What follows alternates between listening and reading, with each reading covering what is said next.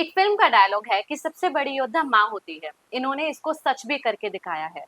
Navy में रह के देश को सर्व किया है, रिपब्लिक डे पर कंटिजेंट्स भी लीड करे हैं और यहाँ तक कि स्काई डाइविंग में एक्सपर्ट भी ये रही हैं। ये रियल स्टोरी नहीं, रियल स्टोरी है। इनकी कहानी यहीं पे खत्म नहीं होती है। इन्होंने देश को प्राइड भी फील कराया है। वर्ल्ड मास्टर्स ट्रैक साइकिलिंग में 2 गोल्ड और 1 सिल्वर भी ये लेके आई हैं। और यहाँ तक कि अपने बेटे के वर्ल्ड रिकॉर्ड बनाने में ही इनका हाथ है। मैं बात कर रही हूँ कमांडर गौरी मिश्रा की और इनको इनका स्वागत करती हूँ हमारे चैनल द वाइज जर्नल पे। मैम, आखिर कैसे आपने ये सब करके दिखाया? Thank you so much for your kind words, really means a lot. बहुत ही बेहतरीन आपने मेरा इंट्रोडक्शन दिया। सोचा नहीं था मैंने कि मैं इतना सब कुछ कर लूंगी, बट कहते हैं ना, अगर हौसला हो तो भगवान भी आपका साथ हमेशा देता है। तो शायद हर एक कदम पर, हर एक डिसीजन पर मेरे साथ ईश्वर ने मेरा सपोर्ट किया, मेरा साथ दिया, और आज मैं इस मुकाम पर हूँ। आप अपने बचपन में कैसी थी जब आप अपने बेटे की उम्र की थी? आप ये सपने देखती थी? क्या सोचती थी आप? आपके क्या ड्रीम्स रहते थे तब? जब मैं छोटी थी तो अन्य लड़कियों की तरह मेरा बचपन गुड्डे गुड़ियों से खेलते हुए नहीं बीता। मेरा बचपन वीर रस की कविताएं सुनते हुए बीता है। बरछी ढाल कृपाण कटारी उसकी यही सहेली थी। वीर शिवाजी की गाथाएं उसको याद जुबानी थी।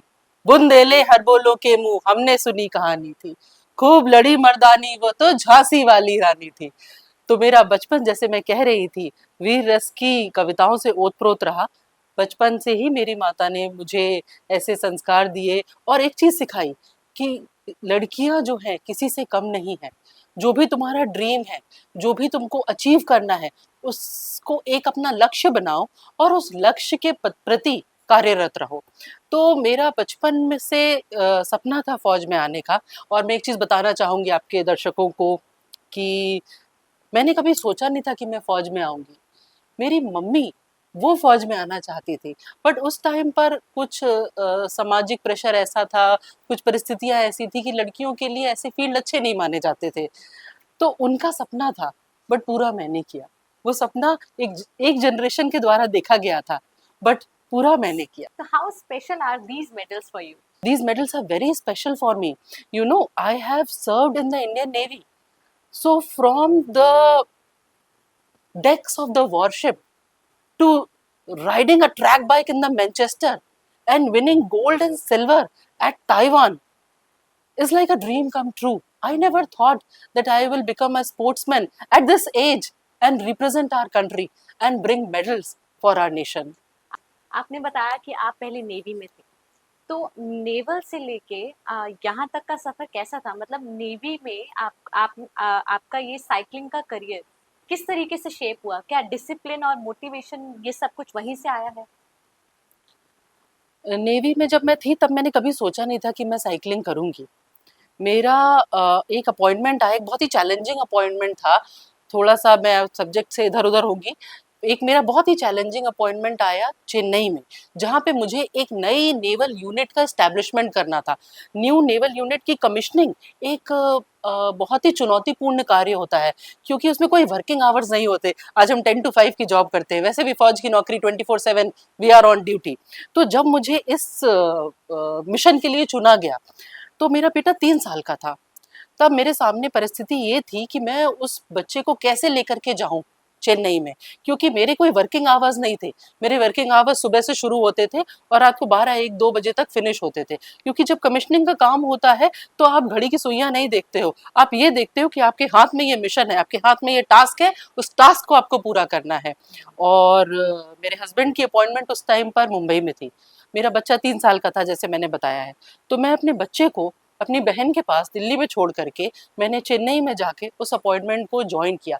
आज जो हमारा जेन ज़ी और जेन अल्फा रोता है वर्किंग आवर्स के लिए, मैं आपको बताना चाहूँगी, देश प्रेम व पुण्य क्षेत्र है, देश प्रेम व पुण्य क्षेत्र है, अमर असीम त्याग से विलसित।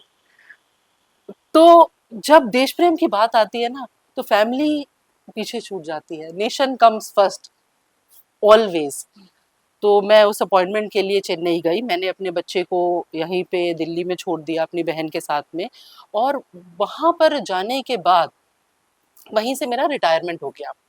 उस मिशन को कंप्लीट करने के बाद मैं कोशिश कर रही थी कि मुझे परमानेंट कमीशन मिल जाए, क्योंकि फौज में उस टाइम पर परमानेंट कमीशन नहीं मिलता था लड़कियों को। लड़कियों के लिए मैंडेटरी था कि वो 14 साल के बाद सर्विस छोड़ दें। बट उसके उसकी एक अलग कहानी, वो भी मैं आपको सुनाऊंगी। बट मैंने चेन्नई में उसके बाद अपनी नौकरी छोड़ दी, और वहाँ से ही मेरा साइकिलिंग करियर स्टार्ट हुआ, क्योंकि चेन्नई का इंफ्रास्ट्रक्चर इतना अच्छा था। तो मैंने वहाँ पर, कोई दोस्त था नहीं मेरे पास, कोई फ्रेंड्स थे नहीं, कोई रिलेटिव्स थे नहीं, तो मैंने साइकिलिंग को ही अपना दोस्त बना लिया था, और मैं साइकिल पे चली जाती थी और पूरा सिटी एक्सप्लोर करती रहती थी। वहीं से मैंने कभी ये नहीं सोचा था कि मैं प्रोफेशनल साइकिलिंग करूंगी, बट वहीं से साइकिलिंग के प्रति रुझान, मेरा इंटरेस्ट जो था वो पैदा हुआ, और धीरे धीरे करके मैंने उसमें खुद को सक्षम किया। फिर मेरे बेटे को भी मैंने साइकिलिंग में एक्सपर्ट बना दिया, और आज उसके पास में एक दो नहीं बल्कि 5 विश्व रिकॉर्ड है। उसकी उम्र 10 साल की है, और पहला विश्व रिकॉर्ड उसने बनाया था जब वो 6 साल की उम्र का था। आपने अभी जैसे बताया कि आपके बेटे ने भी विश्व रिकॉर्ड बनाया, he is also a champion, so is it a mom sunrise? ये सपना भी बताना चाहूंगी, मेरी मदर जो थी, मेरी मदर का ये सपना था। सोचा नहीं था मैंने कि मैं कभी इसको पूरा करूंगी, या मैं as a sports person India को रिप्रेजेंट करूंगी। तो बताना चाहूंगी कि मेरी मदर जो थी वो साइकिलिस्ट थी अपने ज़माने में, वो नेशनल लेवल साइकिलिस्ट थी। उनका चयन एशियन गेम्स के लिए भी हुआ था, बट परिस्थितिवश वो जा नहीं पाई उसके लिए। और मेरे दिमाग में बचपन से साइकिलिंग तो थी, बट सोचा नहीं था मैं कभी करूंगी। बट धीरे धीरे जब मैंने करना स्टार्ट किया तो मेरा इंटरेस्ट आने लग गया, और मुझे देख करके मेरे बेटे को भी इंटरेस्ट आने लग गया।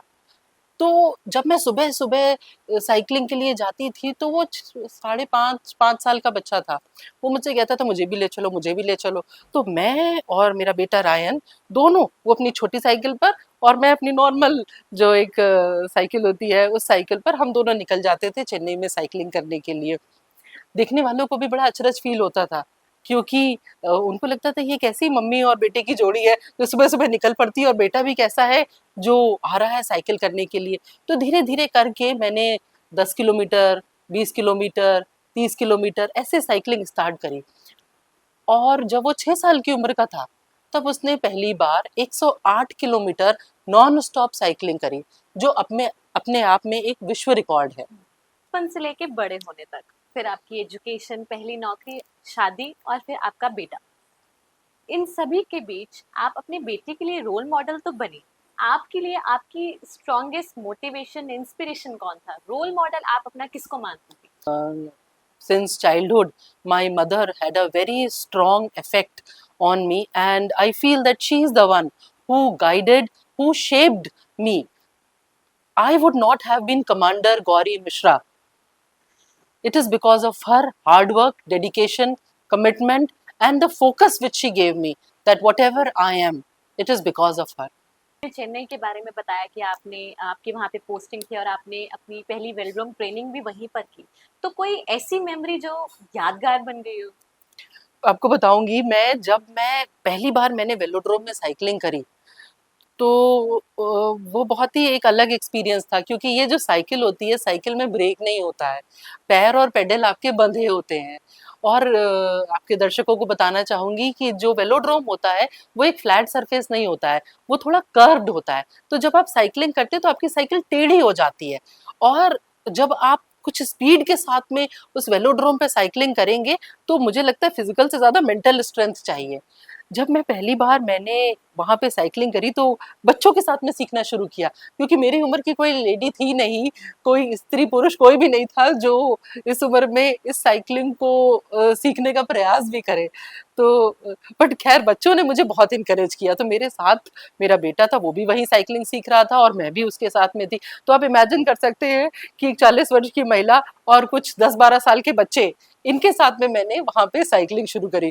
तो शुरू में तो बहुत डिफिकल्ट लगता था, क्योंकि ये बच्चे तो इनके पास कोई इतने इनहिबिशंस ऑफ फियर नहीं होते हैं। हम जितने बड़े होते चले जाते हैं ना, उतना हम अपने मन में डर, उतना प्रेशर, उतना स्ट्रेस हम लेते हैं। हाँ। बट जब मैं इन बच्चों को देखती थी कि ये लोग कैसे स्वच्छंद और बिल्कुल फ्री होकर के साइकिल चला रहे हैं, तो मैंने भी उसको अचीव करने की कोशिश करी, और बच्चों के साथ ही ट्रेन करते करते मैंने अपना स्पीड, रिदम, कॉन्फिडेंस और एक मेंटल स्ट्रेंथ होती है वो गेन करी।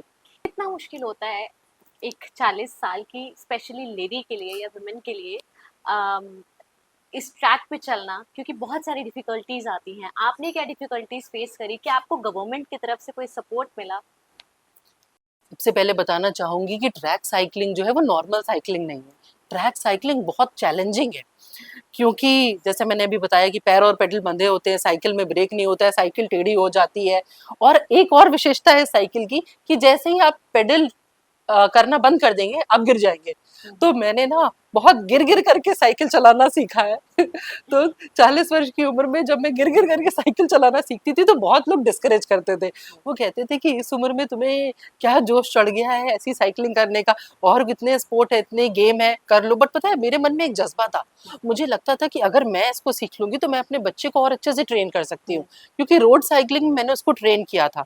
तो एक मन में फीलिंग थी, एक भावना थी कि अगर मैं ट्रेन कर लूंगी अपने आप को अच्छे से तो मैं उसको दिशा दे सकती हूँ, उसको गाइड कर सकती हूँ। जिस प्रकार की दिशा और जिस प्रकार का ट्रेनिंग मुझे अपनी मदर से मिली वही चीज मैं उसको भी दे सकती हूँ। तो इस जज्बे के साथ में मैंने साइकिलिंग स्टार्ट करी थी।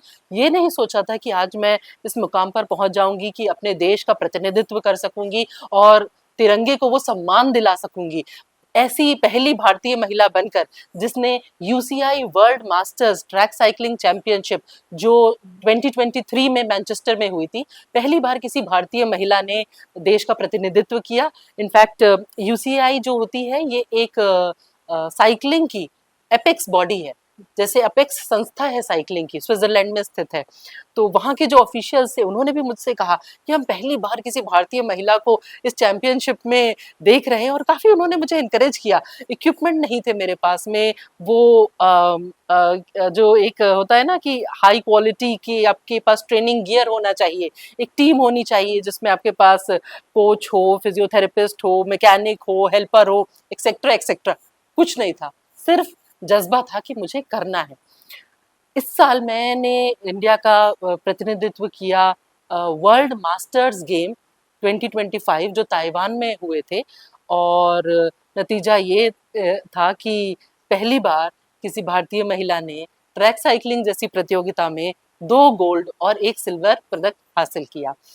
तो मैं इस साल भी जब मैं गई थी तो I had no gear, okay, I had no professional training, I had no sponsor, I had no support from the government, but I only had will and I only had वो जज्बा। एक फौजी का जज्बा होता है ना कि भाई करना है, ये मिशन मेरे हाथ में है, इसको मैं पूरा करके रहूंगी। तो I had only mission and vision, जिसको शायद ईश्वर की कृपा से मुझे वो शक्ति मिली और मैंने उस टारगेट को अचीव किया। ट्रैक साइकिलिंग इंडिया में अभी किस स्तर पर थी? आपने जब इसमें वर्ल्ड चैंपियनशिप जीती, इसके बाद एक पहचान, एक शब्द लोगों को सामने आया, ट्रैक साइकिलिंग, जिसको गौरी मिश्रा लेके आए।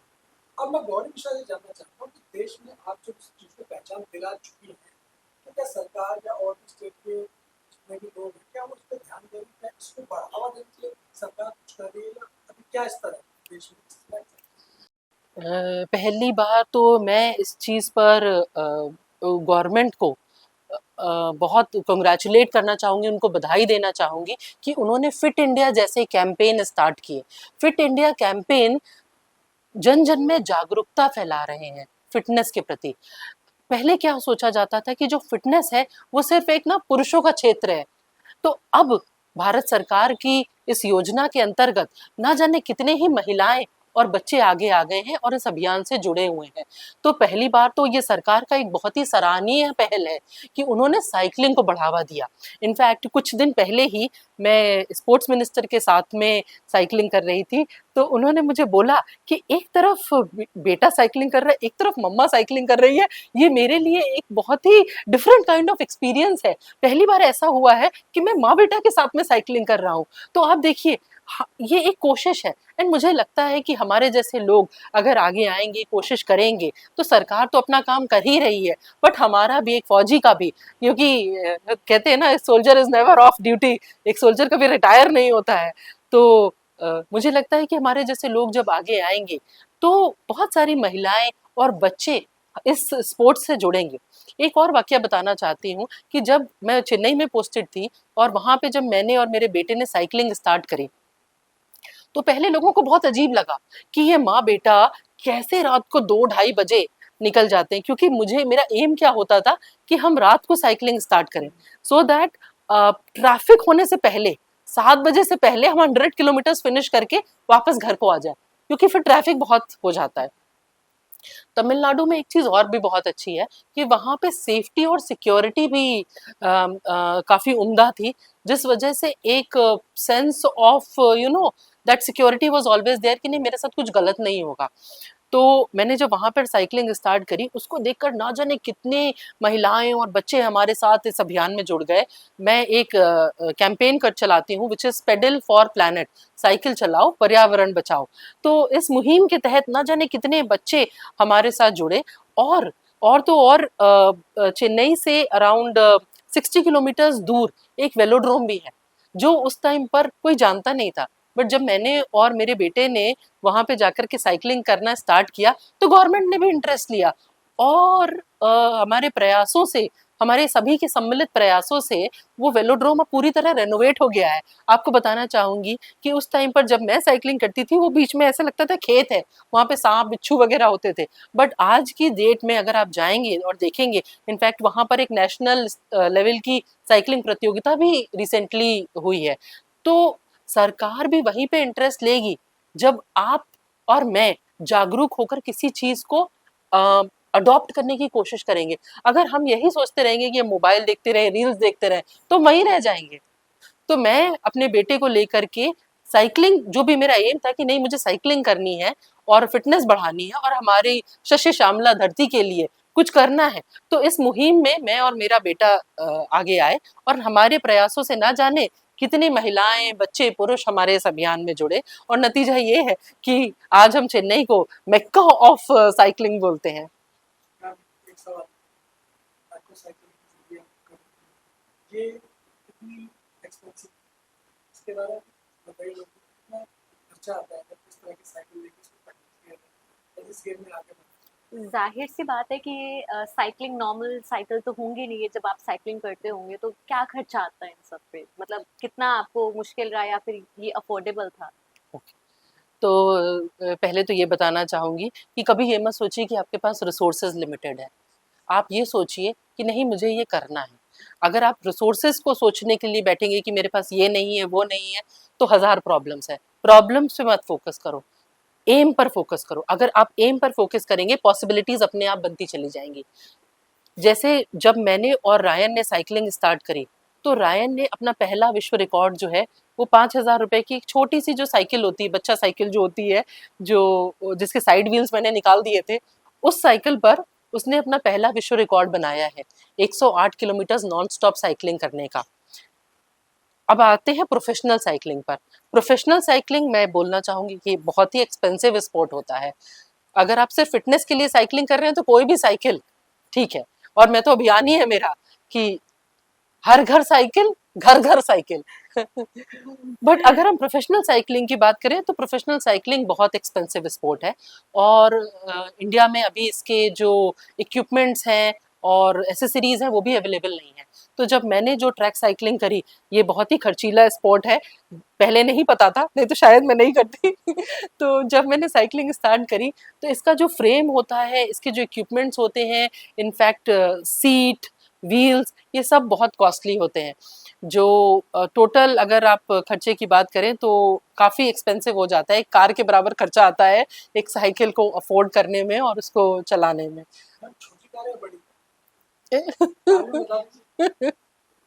अब मैं बोलना चाहूँगी कि अगर आप अंतर्राष्ट्रीय स्तर पर जाने चाहते हैं तो एक बड़ी कार के अराउंड खर्चा आएगा। आपने बताया कि आज चेन्नई में आपने ट्रेनिंग ली, उस टाइम पे आपका बेटा भी छोटा था जब उन्होंने फर्स्ट वर्ल्ड रिकॉर्ड अपना बनाया। कितना मुश्किल होता है एक एथलीट के लिए, फिट भी रहना है और अपनी नींद भी पूरी करनी है, सुबह उठ के मॉर्निंग में ऑफिस भी जाना है because you are serving the nation, right? And फिर आप रात के टाइम पे अपने बेटे को लेके बाहर जाते हैं साइकिलिंग करने, उसकी प्रैक्टिस करने। आप आपकी नींद कैसे पूरी करती थी, फिटनेस पे कैसे ध्यान देती थी? सबसे पहले तो मैं ये बोलना चाहूँगी कि हम कोई सुपर ह्यूमन नहीं है। मेरा जो एक प्लान था वो मैं आपके सभी दर्शकों के साथ भी शेयर करना चाहती हूँ कि आप हर दिन वीक में ट्रेनिंग मत प्लान करिए। आप ये सोच के चलिए कि इनिशियली मैं वीक में सिर्फ 2 या 3 दिन ट्रेनिंग करती हूँ और अपने बच्चों को इन्वॉल्व करिए उसमें। जैसे एक हमारे यहाँ कल्चर है कि सैटरडे पार्टी नाइट होती है, तो मेरे यहाँ सैटरडे पार्टी नाइट नहीं होती है। सैटरडे अर्ली टू बेड होता है, सो दैट संडे मॉर्निंग हमारी पार्टी होती है। वो संडे मॉर्निंग पार्टी हमारी कहाँ होती है? वो होती है रोड पर क्योंकि हम जाते हैं साइकिलिंग के लिए। तो आपका जो भी स्पोर्ट है, रनिंग है, स्विमिंग है, जो भी आपका इंटरेस्ट है, आप ऐसा प्लान करिए कि संडे मॉर्निंग रिचुअल है वो आपको करना ही करना है। अगर हम अभी से ऐसी चीजें इम्बाइब करेंगे अपने बच्चों में, तो ये उनकी लाइफस्टाइल में इनकॉर्पोरेट हो जाएगा। फिर आपको ज्यादा कोशिश नहीं करनी पड़ेगी, क्योंकि उनको लगेगा कि सैटरडे संडे का मतलब फिटनेस एक्टिविटी पर ध्यान देना। तो यही चीज मैंने करी, एक मिड वीक एक्टिविटी और एक सैटरडे और संडे को एक्टिविटी। तो इस तरह से मैंने उसका रूटीन भी ऐसा रखा कि वो स्कूल भी जा सके, प्रॉपर स्लीप भी ले सके और अपने बच्चों दोस्तों के साथ में खेल भी सके। और उसी तरह से मैंने अपने रूटीन में भी कुछ चेंजेस किए कि मैं ऑफिस जा पाऊँ और वीक में एक दिन ट्रेनिंग करूं और बाकी सैटरडे और संडे को डिवोट करे time for sleep, training and fitness. Friday night पक्का आप पार्टी के लिए रखिए कि फ्राइडे नाइट आप अपने बच्चों के साथ में किसी आउटिंग पर जाइए, किसी maybe you go out for a meal और you watch a movie, whatever you feel fit. तो अब जैसे आप नेवी में हैं, नेवी में जनरली डिफेंस में क्या होता है कि हर 2 साल 3 साल 4 साल बाद आपकी पोस्टिंग आती है, आप इधर जगह जगह आप चेंज होते हैं, अपनी ड्यूटीज करते हैं। आप अपनी ड्यूटी को कैसे मैनेज करते थे? और आपने बताया कि आप स्काई डाइविंग के लिए के एक्सपर्ट भी थे, इसके बारे में कुछ बताइए। सो नेवी में मेरा जो रोल था बहुत ही चैलेंजिंग रहा। नेवी में मैं ADC to the chief of naval staff थी। आपने कुछ समय पहले सुना होगा कि एक पहली भारतीय महिला सेना की अधिकारी जो एडीसी चुनी गई गवर्नर की। बट मैं बताना चाहूंगी कि 2009 में मैं एडीसी थी, अपने नौसेना अध्यक्ष की, chief of the naval staff की एडीसी थी, जो बहुत ही चुनौतीपूर्ण अपॉइंटमेंट थी मेरी। क्योंकि आपको डिप्लोमेटिक असाइनमेंट्स पे जाना होता है, आप बाहर के देशों की नेवी के साथ में, आर्मीज के साथ में आप इंटरेक्ट करते हैं। तो ये जो रोल होता है, ये अ, महिलाओं को जनरली दिया नहीं जाता है। तो जब मैं साउथ ब्लॉक में जाती थी, तो लोगों को बड़ा अचरज फील होता था कि ये लेडी ऑफिसर क्यों आ रही है यहाँ पर। तो मैं उनको बोलती थी कि नहीं नहीं, मैं एडीसी हूँ नेवल चीफ की। तो कुछ समय बाद जो हमारे सिक्योरिटी में जो लोग तैनात थे, उनको ज्ञात हुआ कि लेडीज भी ऐसा रोल कर सकती हैं। फिर मेरे पास एक और चैलेंजिंग रोल आया, जब मैंने राजपथ पर, जो अभी कर्तव्य पथ के नाम से जाना चाहता है, उस कर्तव्य पथ पर मैंने हमारे नेवल कंटिंजेंट का नेतृत्व किया। और बताना चाहूंगी कि पूरी परेड पर मैं इकलौती महिला अधिकारी थी। पूरी परेड पर उस टाइम पे कोई दूसरी महिला नहीं थी। उसके लिए हम सुबह 3:30 बजे उठते थे और 4:30 बजे तक कर्तव्य पथ पर पहुंच जाते थे। आप इमेजिन कर सकते हैं वो ठंड की विंटर दिल्ली मॉर्निंग्स, जब आपके हाथ कपकपा रहे होते हैं, आपका मन करता है कि आप वो वुलन कैप पहन लो और शॉल में दुबक के बैठ जाओ। बट उस टाइम पर मैं सुबह कर्तव्य पथ पर पहुंच जाती थी, अपनी पीक कैप लगा करके, हाथ में सोल्ड लेकर के, और 16 किलोमीटर का वो मार्चिंग होती है जो आपको करनी पड़ती है कर्तव्य पथ पर। आखिरी 26 जनवरी की परेड तो आप सभी ने देखी होगी। 26 जनवरी की परेड स्टार्ट होती है हमारी राष्ट्रपति भवन से और वो फिनिश होती है लाल किले पर। तो उसकी प्रैक्टिस जो होती है वो 3 महीने पहले स्टार्ट हो जाती है। पूरी परेड पर मैं इकलौती महिला अधिकारी होती थी उस टाइम पर, और वो पूरी परेड करती थी। लोग बिल्कुल हैरानी से मुझे देखते थे और कहते थे, मैडम आप कैसे कर लेती हो? आपका हाथ तो, आप जब सोल्ड लेकर के चलती हो, हिलता ही नहीं है। और सच बात है, हाथ ना फ्रीज हो जाता था यहाँ पर। वो सोल्ड मेरे हाथ में होती थी और ड्रिल बूट्स पहन करके ऐसे मार्चिंग करना अपने आप में एक बहुत ही गौरवशाली बात है। इसके साथ ही मेरे पास एक और चैलेंजिंग रोल मुझे नेवी में मिला, जब मैंने स्काई डाइविंग करी। स्काई डाइविंग आपके दर्शकों को बताना चाहूंगी, आप एयरक्राफ्ट से पैराशूट पहन करके कूदते हैं अकेले, कोई और साथ में नहीं होता है। जो आप टीवी पे देखते हैं कि स्काई डाइविंग करी with somebody else holding and opening the parachute for you, नहीं, फौजी ऐसी स्काई डाइविंग नहीं करता है। मैं इंडियन नेवी की स्काई डाइविंग टीम के लिए भी चुनी गई और कई बार मैंने 15,000 फीट की ऊंचाई से जंप किया हुआ है। तो स्काई डाइविंग जो है कुछ हमारे पास समय है तो मैं कुछ बोलना चाहूंगी। प्लीज।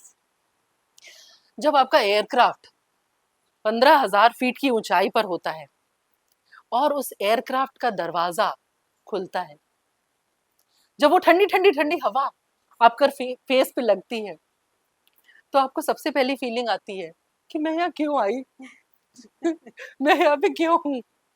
कहते हैं ना, डर डर के आगे जीत है। डर के आगे जीत नहीं होती है, डर के आगे दर्द होता है। क्योंकि आप जब भी कुछ करेंगे ऐसा चैलेंजिंग, आपको चोट लगेगी, आपको कुछ ना कुछ प्रॉब्लम आएगी। ये नहीं होता है, क्योंकि कोई सी भी चीज के लिए आप ट्रेन करेंगे, आप गिरेंगे। जैसे जब मैंने साइकिलिंग करी उसमें भी मैं गिरी, तो गिर गिर करके ही सीखते हैं हम। मेरी पहली स्काई डाइविंग की मैं एक्सपीरियंस बताना चाहूंगी। 15,000 फीट पर वो स्काई डाइविंग के दौरान जब एयरक्राफ्ट का दरवाजा खुला और मेरे इंस्ट्रक्टर ने मुझे बोला, कम ऑन ऑफिसर, तो मैं डोर पर आकर खड़ी हुई। अब उस डोर पर आकर खड़े होने के बाद जब आप नीचे देखते हो तो आपको कुछ दिखता नहीं, बादल दिख रहे होते हैं और दूर कहीं आपको वो होता है, ये मेरा स्पॉट है, इस स्पॉट पर मुझे लैंड करना है। हम कहीं पे भी लैंड नहीं कर सकते स्काई डाइविंग में, हमें एक स्पॉट दिया जाता है कि उस चयनित स्पॉट पर ही आपको लैंड करना है। कोशिश यही करनी है कि आप वहां पे लैंड करो, क्योंकि रोड पर लैंड करना, किसी पानी की बॉडी पे लैंड करना और मुश्किलों को बढ़ावा देना है।